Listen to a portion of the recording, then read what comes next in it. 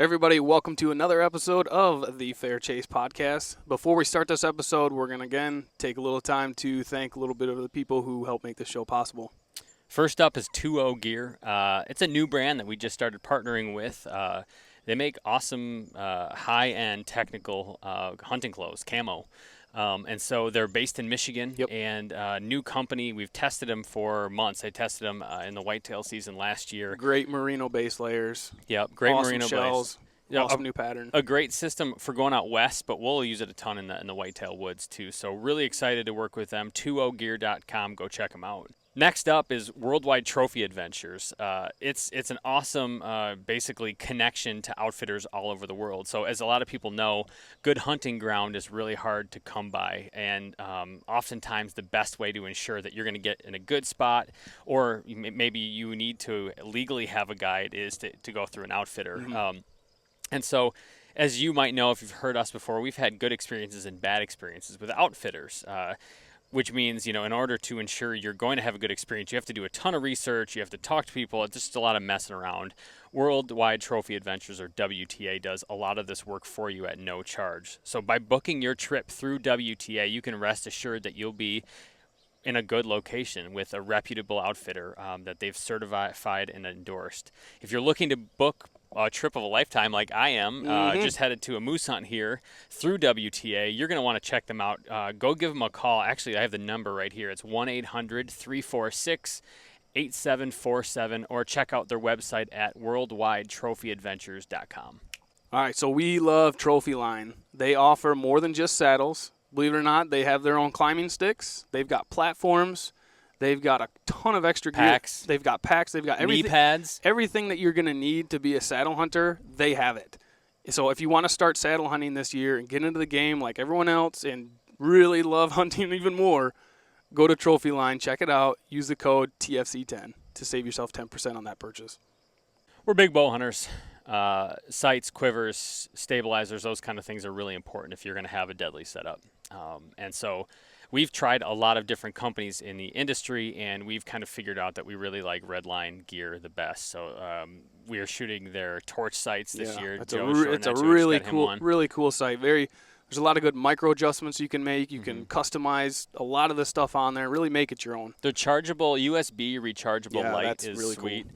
And so we're huge fans of their stuff. We use them all the time. It's worth going to check them out. Check out Redline. Use the promo code TFC10 for 10% off your purchase, and let us know what you think. We love them. Hey, everybody. Welcome to another episode of the Fair Chase Podcast. Joined by, I don't know, you probably get this a lot, but you're joined by the biggest guest I've ever had on this podcast. Usually I'm the physically intimidating one at 5'10", 160 pounds, but I think you take the cake, Derek. Welcome to the show. Yeah, thanks for having me, man. So for people who don't know, this is Derek Wolfe. Well, I'll let you. Why don't you introduce yourself? I'm not going to introduce you. You do it. Yeah, okay. It's Derek Wolfe. I played 10 years in the NFL, 8 years with the Broncos, 2 years with the Ravens. I've been bow hunting since I was 13. I killed my first deer at 13. Bow hunted. Obviously, it takes a couple of years for you to get your first kill, but I killed my first deer with a bow at 13 years old, and I was in love with it ever since then. But I won a Super Bowl in Denver, and then retired in 2021, and jumped right into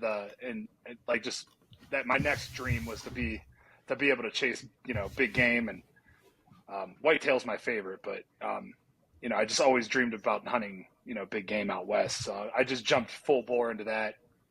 And then that kind of led into this. I met a guy, and he took me on a lion hunt. He was just a friend, he took me on a mountain lion hunt. I didn't know if we'd even see one, and turns out this thing was the way we had to get to him sucked. It was really difficult. It was really challenging hunt to get to him. Then when I finally got to him, I made a good shot, and then I didn't even really want to take a picture with that thing, but he was like, "It's a huge lion. You got to take a picture with it." And I was like, "All right, fine."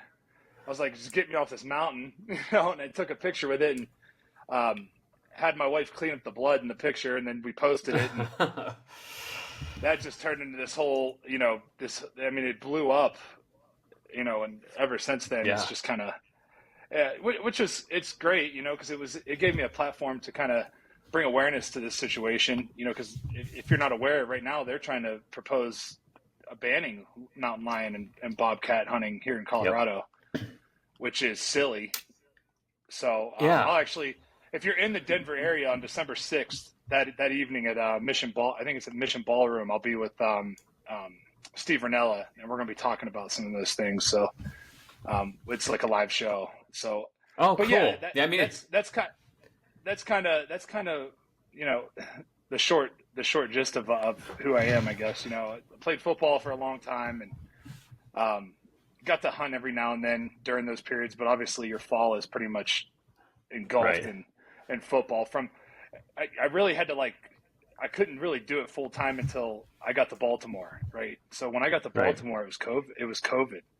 So I rented the place that I rented was on 70 acres, and it had a nice little patch of hardwood on it, and it was those hardwoods were in between a soybean field and a cornfield. So it was like, all right, perfect. I like that.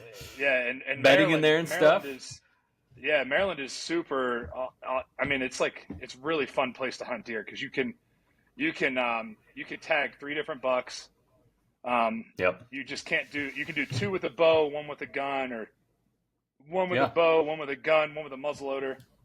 You just can't do all 3 with the same weapon, and then you get unlimited doe tags. So it was just it was awesome, and we weren't doing in building meetings. All our meetings were virtual, so I would just put my headphones on and do our meetings from the tree stand.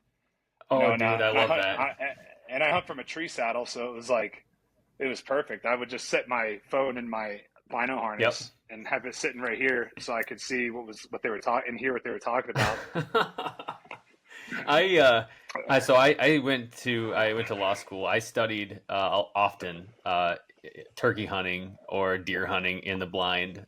So I definitely know how that goes. I was just hunting in British Columbia with a guy from Maryland, and he was showing me some of the bucks that he shoots there. I mean, way better deer than I imagined or even knew about out east. That looks like a good place to hunt. Well, the Eastern Shore, there are giants on the Eastern Shore. If you go in the Eastern, it's a really cool place to hunt. I think it's a sleeper state, just because, they grow decent bucks. There's a lot of 130s, 120s, 130s, but you see your 160, 170 bucks. And then on the Eastern Shore, they get 200-inch bucks on the regular. It's nothing for them to kill a 180-inch buck out there. Big, thick boys, big timber bucks too, because it's real tall timber. It's real flat. And I would assume it's because of the minerals being off the coast. That's why it's something to do with the salt and everything and the protein that they're getting. But they're big body deer, and they're Sika hunting, Sika deer. I don't even know how you say it really, but I think it's. Do you shoot one ever? It's really Sika, cool. I think. Yeah. No, never shot one, but I've eaten it and it's delicious. So it's I would love to hunt them. That's high on my list. They're like a little elk. We had my family and I camped out there. They bugle. Yeah, the roar. There's a roar, bugle, whatever. But I think I saw you're originally from Ohio. Is that where you started hunting? Yeah, it's Northeast Ohio, so just south of Youngstown.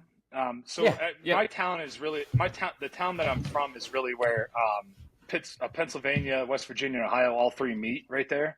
Yeah. And that's where I'm from. It's like a tri-state area, so it was like you got the first day of deer season for shotgun season. We always had that day off of school, so everybody, even if you didn't hunt regularly, usually somebody went out, their grandpa or their uncle or their dad, they'd always go out, and it'd be it was dangerous, but it was fun. It was always fun because you never knew where bullets were going to be, and you can't hunt with a rifle. It's all shotgun, just slugs flying everywhere. But it's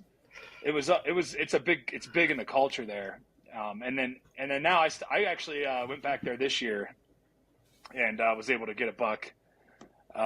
Shot a nice buck out of the saddle on one of my buddy's properties. It was pretty cool. So, and there's a lot of public land too. So it's a good spot. There's big deer there. If you, and that's the thing with whitetail, either you get lucky or you put the time in, if you want to, Yeah.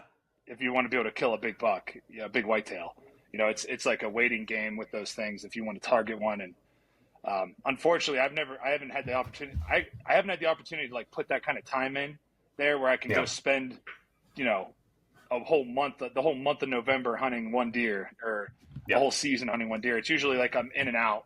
So that's that's kind of the downside to that. But it's a target rich environment for sure. There's a lot of deer and a lot of big deer. A lot of 200-inch bucks get killed in that area. So it's really cool. Yeah, cool tradition. Cool tradition there too. I mean, we have this very similar in Michigan here.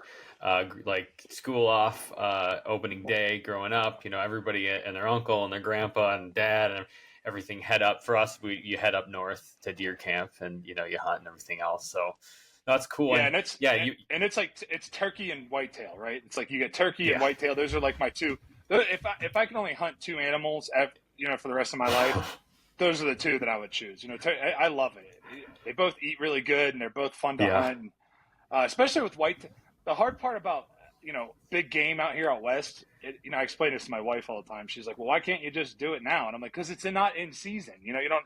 Right. The deer season in Ohio, for whitetail usually is open from September. Sometime in September it opens, and it's open all the way through January. That's like, so you get the whole season to hunt these things. And unfortunately you get a small window here, especially bow hunting in Colorado or New Mexico or Montana. It's a small window with these really big games. So, it's just the way it goes.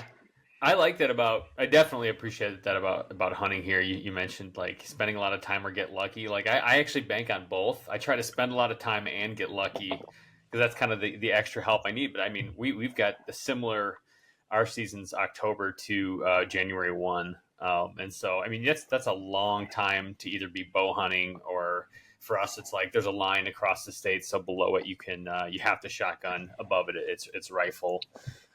So that's very cool. And like we kind of had messaged back and forth when you were posting about some saddle hunting stuff with Trophy Line, had kind of followed you there, but and we've been following ever since. But you bring up the cat hunt, and that's been kind of a huge thing. I mean, before we get into the backlash and everything else, tell me like about that hunt. You mentioned going up 9,000 feet after this cat. Tell me about how it came to be, and like tell that story. Yeah. So like I said, it was just you have to take a test to get the tag. So I took the test, got the tag. And then my buddy was like, hey, we got a fresh snow coming. You want to come out and try to cut some tracks? I was like, yeah, let's do it. Cause I'd never done it before. It's like brand new to me. I'm like, yeah, this sounds like a good idea. This sounds fun. But so we go out and we start driving back roads and stuff like that. And trying to find tracks on this fresh snow, and we find some tracks, and that looks like a sub. He's been doing this his whole life, so he knows what they look like. Like what to look for a big mature tom.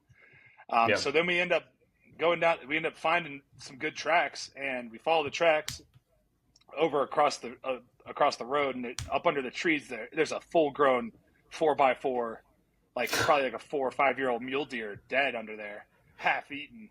And it was still kind of warm. And it was, I was like, oh. And then you see that these tracks were going like up, like they would go up under this private and then up under like a porch. And I'm like, oh shoot. So we go up, knock on the door. The guy doesn't answer. So we do everything we can to get a hold of the guy, and use an Onyx to like figure out who owns property. And then you Google and try to find a phone number, and then so just calling around. It's just like this whole thing you got to do. So we end up getting a hold of like one of the neighbors, and she tells us like, yeah, there's a bunch of lions over here, and there's been some dogs attacked before, and this and that, and all this stuff. And we were like, well, sweet, and she's like, yeah, if you want to use my property, go ahead, no problem. But really, we needed to stay on those tracks, right? So we had to get a hold of this guy. So like an hour and a half goes by of us trying to get a hold of him, and finally we're driving back down there. Like, maybe we'll just go down to the public and work around and try to catch him on the other side, which is it's gonna be like a 2-mile hike to get up in there. And by then, who knows where this lion is, So but when we were driving down there, the guy's like waving his hands at us, like, "Hey, you know, you guys lion hunters?" And we're like, "Yeah." He's like, "You see these tracks going?" And he's like all excited, you know. And we're like, "Yeah, we've been trying to get a hold of you." He's like, "Oh, was that you guys knocking on the door?" And we're like, "Yeah." He's like, "Oh, I thought it was the lion up there walking around on my porch," you know. That's what he thought was going on. Yeah. So we we're like, all right, cool. And he's like, so we let the dogs out, and I honestly thought that line was gonna be right at the top of the first climb that we had to make. I thought that's where he'd be, and that's where he thought he'd be too. So, you know, we go up, and I'm slipping and sliding the whole way up, and I'm like, I'm like, this could get ugly, you know. It's like crawled up there, and he wasn't up there, so that he just like, you know, I don't know if you've ever been around these lion hunters, but they're like a different breed of hiking. Like they could just get through that stuff like it's nothing, you know. And he just takes off with the dogs, and he's like, "Just follow my tracks." I'm like, "All right." I just followed him, and it went down over this mountain, the other side, and I had to like slide on my butt all the way down there. And we get down in this drainage. I work up the drainage, and then he calls me again. He goes, "Hey, where you see that I went up the hill, go up a little further and then come up." And I'm like, "Okay." So I go there and I go up, and then he calls me again. He goes, "Come straight to the pin." If I would have just kept following his tracks, I would have dropped right down on him. And that's what he meant for me to do. But I ended up dropping all the way back down to the road. And I was like, "No." And he called me. He's like, he's like, "You got to come up. You got to come back up." And I'm like, "Oh, okay." So I climbed back up, and it was like, it took me forever to get up there because it was really slow going. So I get up there, and like I'm laying on. I'm dead. I'm cramping up. Everything is miserable, and I'm in shape. So it's like, you know, the average guy that doesn't like train like I do is probably going to really struggle with this, you know. And I'm laying there, and I look up, and he's like, "He's right above you, bud." And I'm like, "Oh, he is right above." He's only like 11 feet above me, you know. He's just staring at me with his mouth open, and he's showing his teeth and like doing that, you know. Yeah. And I was like, "Okay." And he's like, "You got to climb up here." And so I climb up there. I climb up to him. It's like another 10, 15 yards. I get up there, and I stand up, knock an arrow, and send one right through his chest. And he was dead when he hit the ground. So really, it was. So I get down there, and I couldn't believe. I didn't have any reference for how big this lion was, right? So I just was like, "Oh, it's probably just like the average lion, right?" But he kept going. "This is a big cat, man. Like, this is a big one. He's big." And he kept saying how big he was. I was like, "I don't know." I was like, "I don't know what the reference is here." So it's like if you've never hunted deer and you shoot a 150-inch deer, and everybody's like, "That's a big deer," you know? Yeah. It's like, well, I don't know. I never seen what a 130 or 120 looks like, you know? So I don't know the difference, right? So I didn't know how big he really was. He was just like, "You got to take a picture of him." And I was like, "All right." So I like picked him up the first time, and I was like, "Okay, he's pretty heavy. Like, he feels like he weighs like 200 pounds." And he's like, "I mean, he might be," you know, he kept saying he might be. And I'm like, I didn't know that like a huge lion. I thought these things were just like, that's how big they were, you know? Right. So I picked him up, and he took a picture of him, and then we gutted him out, and I packed him out, and it was a hard pack out. I had to crawl downhill backwards, you know, with him laying across my pack. And it was just miserable getting out of there. And he was laughing at me because he's like, "I've never seen anybody do this, you know," but I couldn't walk. Every time I took a step, my legs would lock up on me. So I just couldn't. Just cramped there was nothing I could do. Yeah, I was completely cramped up. Got him in the truck and got a hold of CPW and got him checked in and everything, and sent the meat to get processed, and everything was good. So did everything legal. Everything was done legal, and it was all good. Breakfast sausage is made. Yeah, a lot of breakfast sausage, and then I made a lot of snack sticks out of it. My daughter loves the snack sticks. They went quick. It's crazy. It's funny to watch a 4-year-old just like love them, you know. Yeah. And then it was like, you know, it was just like, you know, I thought I'd probably get some traction, but you know, I didn't think it'd blow up the way it did, you know, and it did blow up. And next thing you know, I'm on Joe Rogan and Tucker Carlson, and you know, I saw that. Wild. I mean. All right, we're going to take a pause here real quick and just thank a few more guys and companies that help make this show possible. First up is Vortex. We can't say it enough. We love their glass. We love their binoculars, spotting scopes, rangefinders, their apparel. James is rocking a nice little hoodie here. They make awesome stuff. And if you guys are looking to make a purchase at Vortex, go over to their website and use the code TFC20 to save yourself 20% on the next purchase. That's a big, good discount. Use it. head over there and get something. A bow makes a man. Does And it? yeah, that's what I was told. And we're big fans of prime bows. Shooting it for years, Michigan-based company. We're shooting their latest Revix series of bows. Mine's that 36 long boy. I'll this year. generally take a few shots right back here and just. Yeah, we're huge fans. Smooth, great balance. There's just go check them out. There's tons of technology. One of my favorite things that they have is their grip.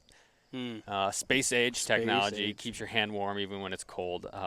Highly recommend. Go check out Prime Archery. Finally, Lathrop and Sons boots. Your feet kill animals. Like the more you walk, the more chances you have at getting that big buck, that big elk, moose, whatever it is. Lathrop and Sons have been kind of our go-to boot of choice for a while now. We've put in a lot of miles, taken them all over the place. There's no leaking. It's comfortable. Stephen and James there they're like foot scientists. They're geniuses. I got messed up feet, and they basically will, you take an imprint of your foot. They'll look at it, look at your arch, how wide it is, how narrow, how long, and they literally build the boot around your foot. So you're not going to a box store and picking up something that you hope is going to fit your boot. These things actually are tailor-made to your foot. So they're super comfortable. Mine, I could walk all day in them. So if you're looking to get a boot, if you're looking for a boot that's made for you and not somebody else, go check out Lathrop and Sons. Tucker even referred to you as a, quote, very talented hunter, which, I mean, that's a pretty high praise from anybody just to be known as a very, very talented hunter. I just watched the clip prior to jumping on here with you. That's hilarious. Well, I think it was because that year, like leading into that, the year prior leading into that, I had, in the spring, I had done a turkey. I had done my first black bear. Saw that. And then in September, in a 10-day stretch, just with my bow, I did three different states, 10 days. I did my first elk, and then a mule deer up in Wyoming, and then a mule deer down in southern Colorado. And so I guess it probably did look like I was a pretty skilled hunter. That's right, just laying them down. Yeah, but it was a lot of luck because it was a lot of luck and a lot of there's skill involved. You have to know what to do when the moment comes, obviously. But I was still kind of cutting my teeth on all this stuff. Right. But when it came to Western hunting, I was really new to it. So I understand whitetail and I know how to hunt whitetail. I'm not an expert at it, but I think I got a pretty good read on where you should hunt them and where you got a pretty good probability of hunting them and what time of year and this and that, and I track the moon and all that stuff. That's just something you grow up doing, keeping your wind right and this and that and all that stuff. That stuff kind of came natural because I learned it from, my childhood. But, Western hunting is a whole different game because, you're covering so many miles and you have to be prepared for what is, what might happen out there. And, when a big, 900-pound bull comes ripping through there bugling, you might either shit yourself or, be able to stay calm. And I think that's where being in big moments in football games, that really kind of helps me settle in. I don't get too jacked up until afterwards. It's after the fact, I'm holy shit. I'm all jacked up and shaking and that's kind of how it goes. But still to this day, nothing gets me more fired up than when I'm watching a buck walk in and I'm in a tree stand. When I'm in a tree stand and I'm watching a buck and I'm like, what's he going to do? Because you know what these young bucks will do, right? These young bucks are going to be dumb and do stupid things because they're not getting shot at really. So, but these big mature bucks who have probably been shot at before, when they come in, they're acting real spooky. So you're afraid to blink, your breathing is starting to get heavy and your heart's pounding and then you finally make a shot and you just that's probably the reason why I love being in a saddle because I could hang upside down in that thing and be all right. So I'm not worried about falling out of the tree, because I've been in climbers before and shot deer and been I'm about to fall out of this tree. I can't stand, So it's my cousin did that. He shot a buck and fell out of his tree stand, just so excited and so shook from it. I mean, it happens. And that's interesting. I mean, it's funny you say that because I was just looking back. You won a Super Bowl with Peyton Manning, right? You've sacked Tom Brady. Those are pretty And that just is two things of, tons of different things you've done in the NFL. You've played at a high level in front of thousands and upon thousands of people at a high level for a long time. And just to hear that you get that jacked up about even just a whitetail, which I say just a whitetail, but I totally agree. Like, I get way more excited about shooting a buck than pretty much anything else out west or whatever. It's just, I think it's because I've done it for so long. Well, I think there's like an allure to it, right? It's like this. As a kid, it was always like you'd see these old timers kill big bucks, and you see see all these giant bucks getting killed, and you're like, man, I would love to, put an arrow through one of those big giants, and what would that be like to see one of those walking in? And so I think that's part of it, that there's like this folklore of like these giant deer that are out there, but they're like ghosts, they just you don't see them. Because they're smart. They don't get 7 years old, 5.5, 7 years old by being stupid. So, right. Because if they're a good deer, they get killed at 3.5, 4.5 years old. Exactly. They screw up. Yeah, to see that old in a rut. Yeah, yep. To see that old 5-year-old buck is just unique. Yeah. So I mean, how does shooting an old buck or shooting an elk or whatever compare with something like holding up that Lombardi trophy? Like, what's that like? How do they compare? So nothing. That was my. I started playing football when I was 7 years old, and that was 1997. And I watched the Green Bay Packers win a Super Bowl that year, and I watched Reggie White pick up the Lombardi and carry it around the field, and that's what sparked my dream of playing in the NFL. That sparked it for me, right? That was like, I want to do that, and I got to do it, and it's like, holy, there's such a small percentage of the population and on the planet that gets to like live out their true childhood, like really live it out. They get close and this and that, and they make compromises on what's realistic and what's not, and it's really hard to get to a Super Bowl, let alone be a key member of a team that does it, and then to be part of one of the best defenses ever. Like, that was just so incredible. There's nothing really that compares to that, other than maybe like the birth of my child.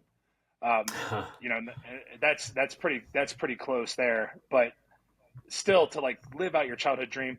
But another one of my dreams was to be able to come out west and put down a bull elk.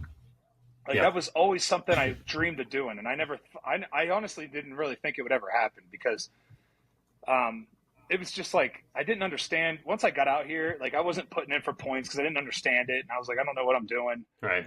So when I did put an arrow through a bull and got my hands on it, like, there are things that, like, you can't compare it, like it's unlike any other feeling. Like, I didn't cry when I held up the Lombardi, I didn't cry when my child was born. I didn't, but I did shed tears, because I was like, man, this is like, I never thought this would happen. But I did think that I would have a child, and I did think that I would win a Super Bowl. I did, but I didn't. But whenever something happens, and you know how hard it is when you're out there, even if it's a target-rich environment, it's still hard to make it happen with a bow. So, hard for it to all come together, and and I was filming, so for it to all come together and get it on film, and I knew it was going to be awesome footage, and like, it was just like, oh, wow, it all came together, and I was like, I felt so blessed and grateful in that moment that I just like, I shed a tear, and I was so happy, and that feeling was like, so there's nothing like it. There's really nothing like it. Like a bull to come ripping through an area and to be at 40 yards from it and to stand there broadside, and you just stick a perfect shot in there. Like, there's nothing like it. There really is nothing like that. So you're interacting with it.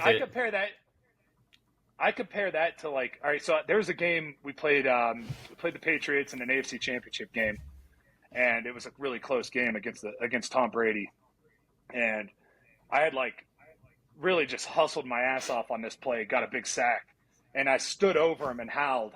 I just stood over Tom Brady and howled, and it was like that, and to hear like 80,000 fans roar, and start howling for you, it's like that feeling though, like, of putting my hands on that bull in that moment was like even greater than that, Really? Like, and you're by yourself in the mountains. Yeah, exactly. And they're like, yeah, right. And I'm like, dude, I'm telling you, like, it really was more impactful than than that. Like, to me, in that moment, it was just so impactful because, like I said, you expect to make those plays, but like Right. you start to like doubt yourself out there because things just, you could do everything right in the field, right? You could do everything right out there. But if I do everything 100% right and that elk does everything 100% right, I'm losing. Right? But if I do everything, but if I do everything 100% right and he does everything like 90% right, I might win. I might win that interaction there. Like, it might work out for me. So it's like everything has to, like, you have to have luck. And that elk has to make a mistake, and he did. He made a mistake that day, and I capitalized on it, and it was just like the greatest feeling. It was so fun. I love that. I mean, I get that. I had a hunt like that even this year. It's just you're done, and you're like, I can't even believe that just happened. I cannot believe it went down that way. And it's like the disbelief part is crazy. It's just like you said. It's like, wow. So that just random question. So you sacked Tom Brady. You're howling over him. I mean, he's known as like a pretty good trash talker. Do you guys trash talk at all? Are you big trash talking guy on the D line? I mean, to some guys, I would talk to some guys, but like Tom Brady was like, he was like, I have more respect for that guy than you could ever imagine because he was just such a great competitor, and he would like even after that play, he was like, that was a good play, even a couple weeks in December that year, we had played him in a game in the snow, beat him in overtime, and I had taken. I'm on his right side, so he's looking at me the whole time, and he sees me take a guard and a tackle and throw them over each other. And then I grabbed him by his jersey and then got his legs, and he even was like, that was a good play. Like, so that's how he was, what I mean? Like, he would recognize like a good play, and I had a lot of respect for him. Now, a guy like Phillip Rivers, though, like, it didn't matter. He just ran his mouth no matter what. So like, you gosh darn, dropping no swears. Dang nabbit. Stop crying, you crybaby. He called me a crybaby one time, and I like lost my mind on him. I grabbed him by the throat, and threatened his life, and told him I was going to eat his kids and all this other stuff. He's got a lot of them to eat. He's got a lot of them to eat too. I know, and it was funny because years later, when I was in Baltimore, and now I'm like settled down. I'm like not so wild at that time. I'm married. I have kids and stuff. So like, I feel like I'm like, I shouldn't have said that, but when I tried to like.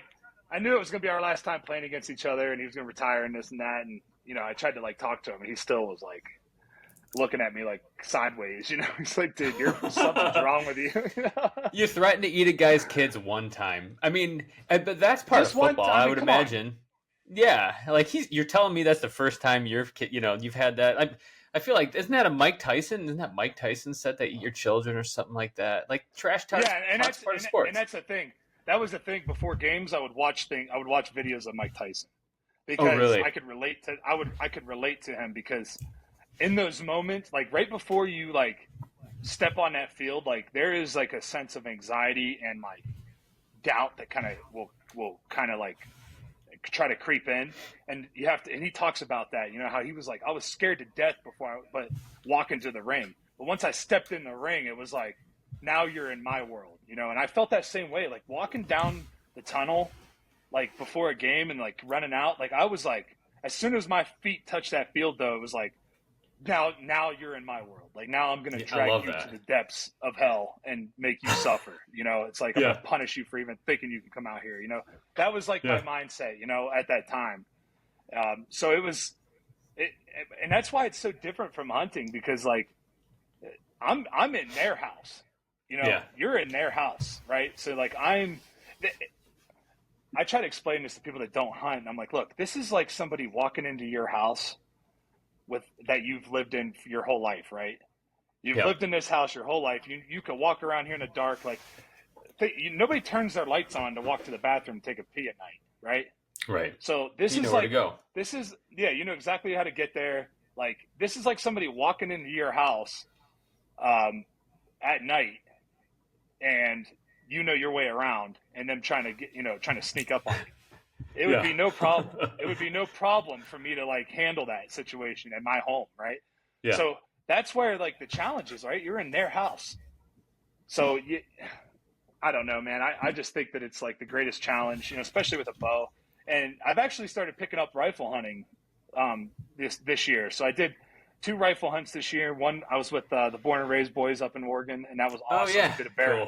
cool. It started out as a bow hunt, and then Trent was like, "Hey, Trent Fisher was like, hey man, you ever like shot a rifle?" And I was like, honestly, like I've shot a rifle, but like I've never like honestly really killed anything with a rifle because you can't do it in Ohio when I was growing up, so I just never really got into it. And so we started to, we pulled out the old SIG 6.5 Creedmoor and started Nice. shooting it, and I was like, oh, this is kind of fun, shooting these long distances. And then when I was able to get a bear there, and that was awesome. And then I did it again in November this year, just a couple weeks ago. Actually, I was up in Wolf Point, Montana, and whitetail hunting. Yeah.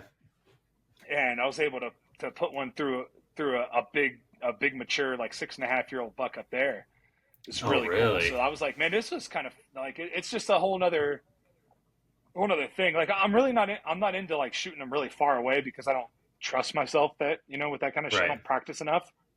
But like I've shot mule deer at 80 yards. I shot a mule deer at 80 yards because I practice that all the time with my bow.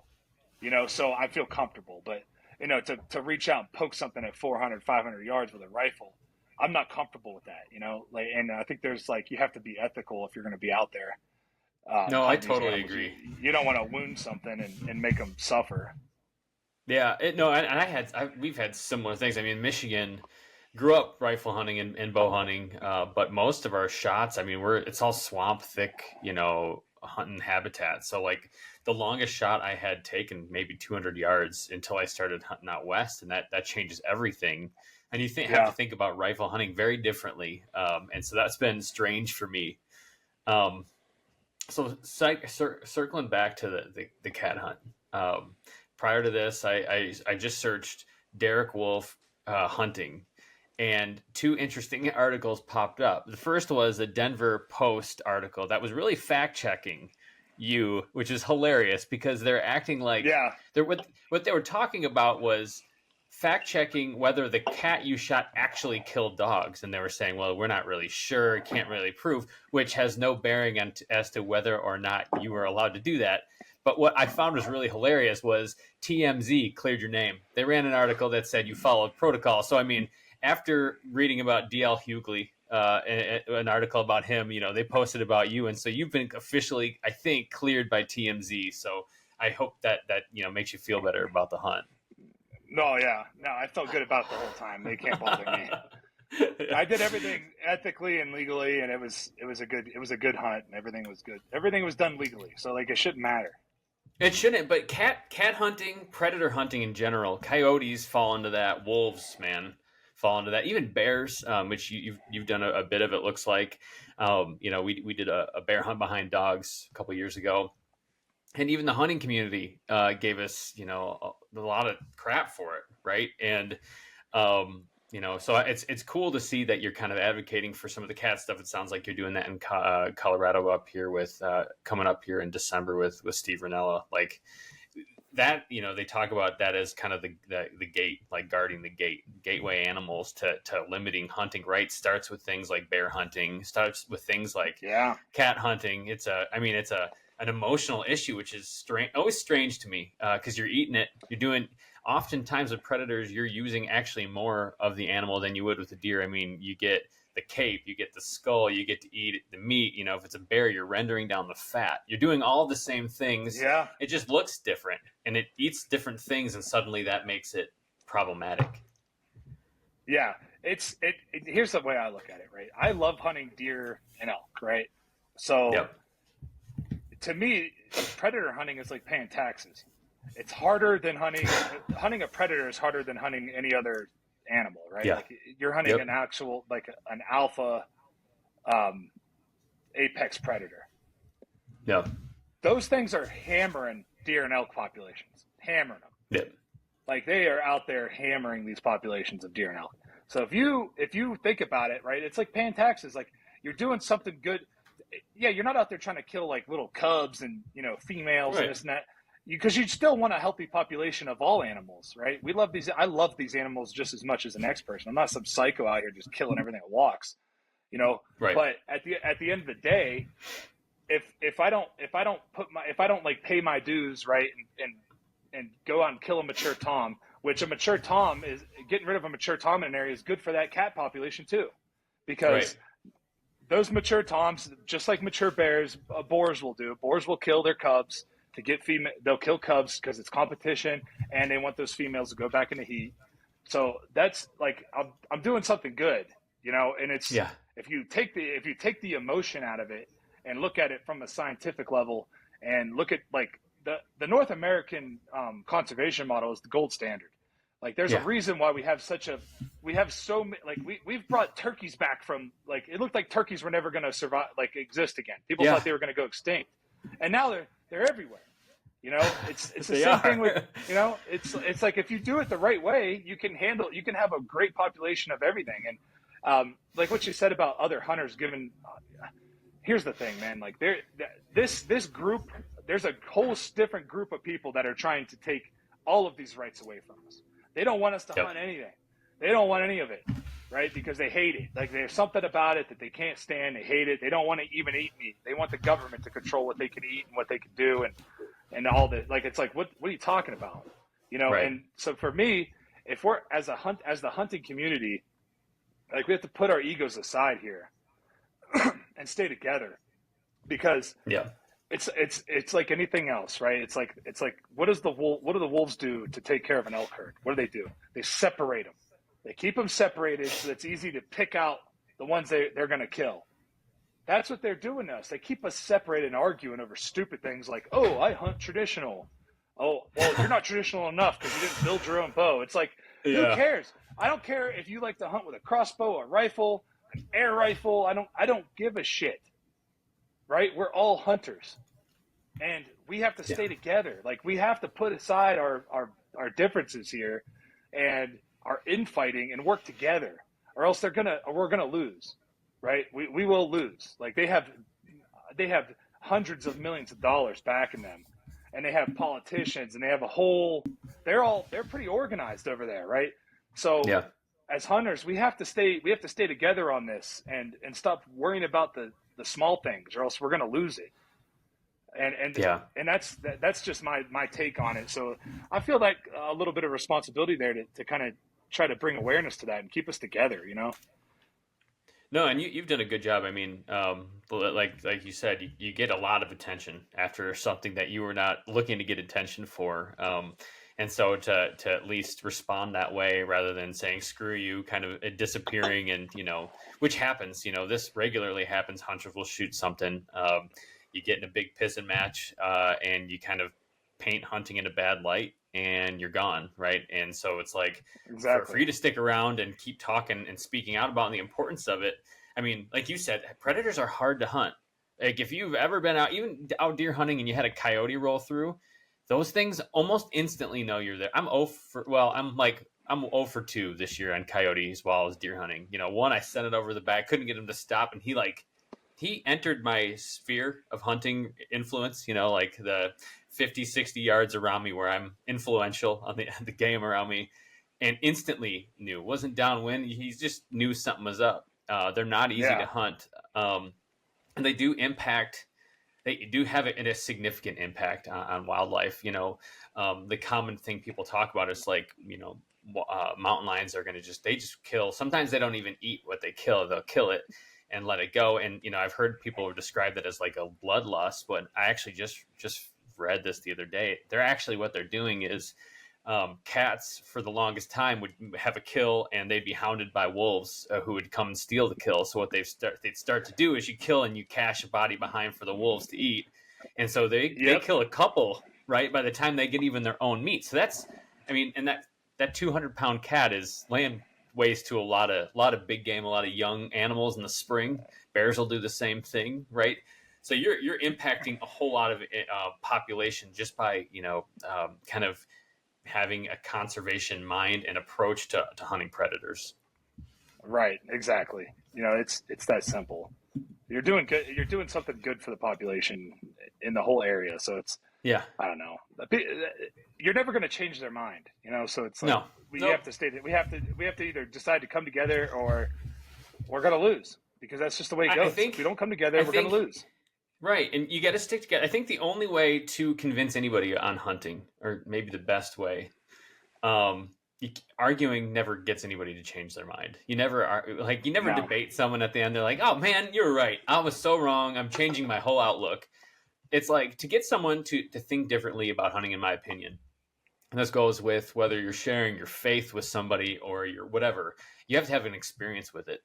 You have to meet it firsthand. Otherwise, there's no way that you can really have an understanding and empathy, and even connect with something at all. So whether you take somebody out hunting for the first time or even introducing them to game meat, I found that to be extremely, extremely powerful, much more powerful than, the times that I've sat and been like, well, here's the 3 reasons why hunting is important. It's your history, it's, your culture, blah, blah, blah. Like, they'll be tone deaf to that, but it's hard to be tone deaf with an actual firsthand experience. Yeah. And that's, that's what I think, bringing fun.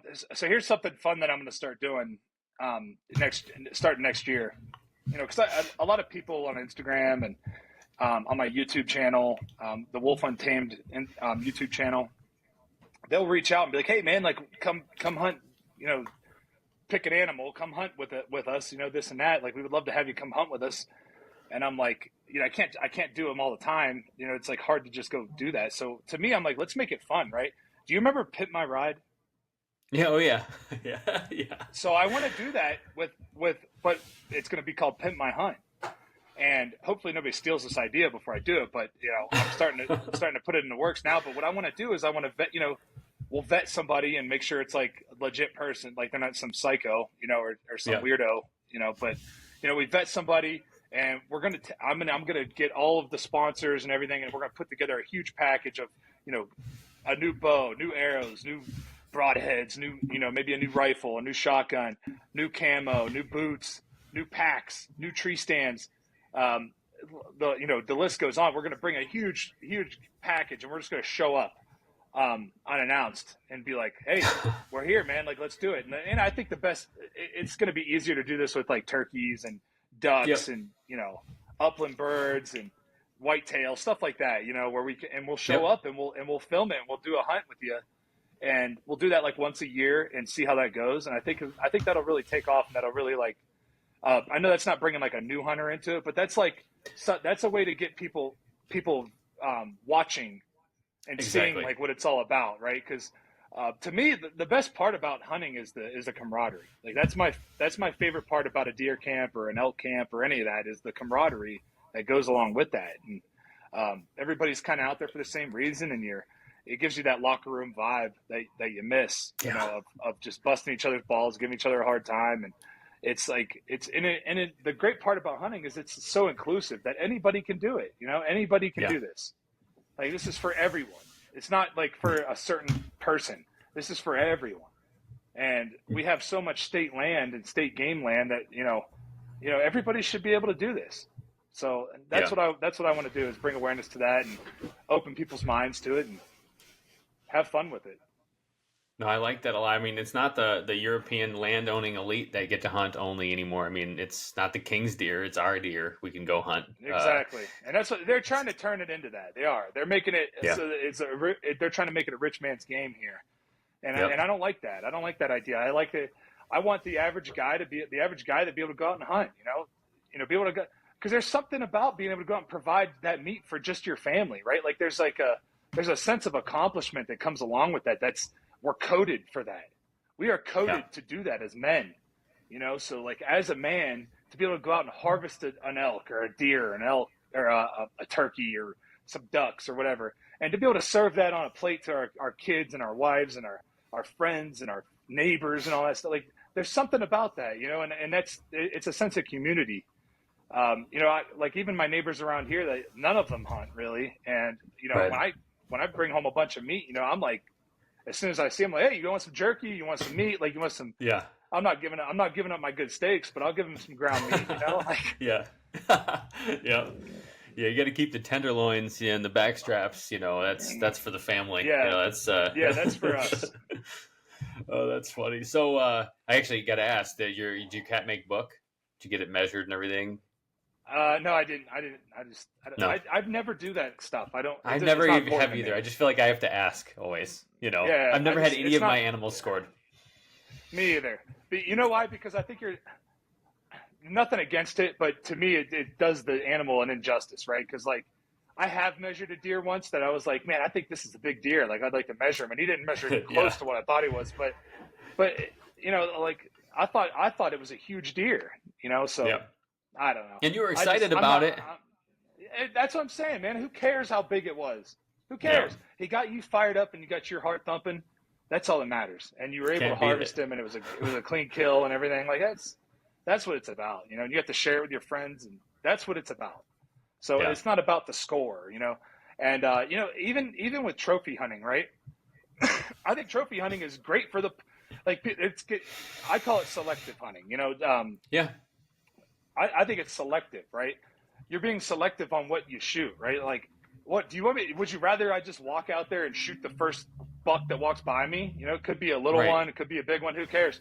If I just shoot the first thing that walks by me, I'm not doing that population any good, right? We're gonna let these younger ones and these females and this and that walk. We're after a big mature animal, right?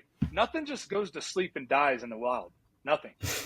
In the wild, surrounded by its loved nothing- ones, Yeah, like they don't have they're getting, and I'm not trying to be I'm not trying to be rude here, but they get eaten asshole first by a pack of wolves or by mountain lions. They actually do. By coyotes. Like that's how it goes. Yeah. So I don't know. People need to chill out with that and understand that, like, yeah, I'm taking a photo with this animal because I'm in my opinion, we're honoring those animals by doing that, by mounting that animal, by, doing a European mount on an animal and hanging them on your wall. Like that is, you're doing that animal justice, right? If you just kill something and throw it off in the side of the ditch somewhere, like that's doing an injustice, it's like, no, I'm proud of this. It's hard to do.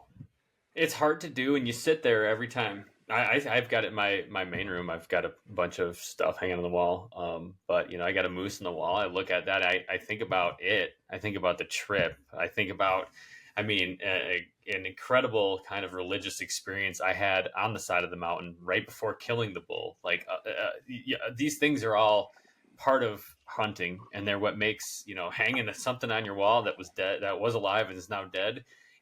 You're not disrespecting it. It's like utmost respect. It's hung where anybody that comes into my home sees it. It's part of my family now. So to call, I feel the same way about trophy hunting. I get why people get kind of bothered by the term, but when you really understand what a trophy what that word even means to a hunter, it's not just shooting stuff. And maybe, and you know what, I'm sure there are people that do that. I'm speaking personally here, but that's not what I'm thinking of when I look at it at all, ever. Right. It's not like, I want to kill the biggest one out here, Yeah, exactly. It's like, no, I want a big mature buck. Like that's what I'm after, right? Yeah. I'm going to eat it. I'm going to hang it on the wall. I'm going to think about it and look at it and tell people about it. It's going to be awesome. It's awesome. Yeah, you get to share those stories, and it's, I don't know, man. Whatever. Like if you kill a little spike, even, like, good for you. Like you had fun. Did you have fun doing it? Did you eat the meat? Did your family enjoy the meat? Great. Yeah. Who cares? Like who cares? If it got you jacked up and you had a good time doing it, then great. That's all. That's why I don't care about all the scores and everything. But I do think that, like, if you could, harvesting a big mature animal is not easy. Like they're smart. No. You're going into their house and you're making it happen. Yeah, that's awesome. Well, we're coming up on time here. For people that want to follow you, you've got Wolf Untamed, you've got a bunch of hunting stuff going on, a bunch of cool media coming out. Where can they find you? How can they keep track of what you're up to? Where can they do that? So there's a couple places. I do a podcast, which isn't just a hunting podcast. It's called the Wolf Untamed Podcast. It's a lifestyle podcast. So I have a lot of really interesting people on there. You can find that on Spotify and Apple and Google and all the platforms. It's everywhere. You can follow my Instagram, which is Derek Wolfe 95. I put a lot of my stuff on there, to like kind of promote my YouTube channel and stuff. And then the Wolf Untamed YouTube channel is where I put most of my hunting content, which is not just hunting content. I'm doing a lot of cool stuff on there too, which is, I'm helping Brian Shaw get ready for a cage match. He's the strongest man on earth. So, me and him are like wrestling and grappling. So we're going to be putting some of that on there. And then, it's just putting it all on YouTube really is where I'm putting it in. But if you really want to follow along, YouTube and Instagram are the best ways to do that. And then if you like listening to podcasts, check us out on Spotify. They're good. Yeah, no, you're putting out good stuff. No, keep it up, and everybody. Hey, everybody, thanks for listening. To this thanks episode. for the We time. really It's do really good appreciate to meet it. you. If you want to go on to any kind of social media me, platform, give us a like, share, subscribe. It'd really help us out. Keeps the train rolling. And if you guys really like what you're listening here, give us a 5-star Either way, review. even if you don't like it, Even if you don't like review. it, 5 stars. That'd Helps be everyone cool. out. We'll see you out there.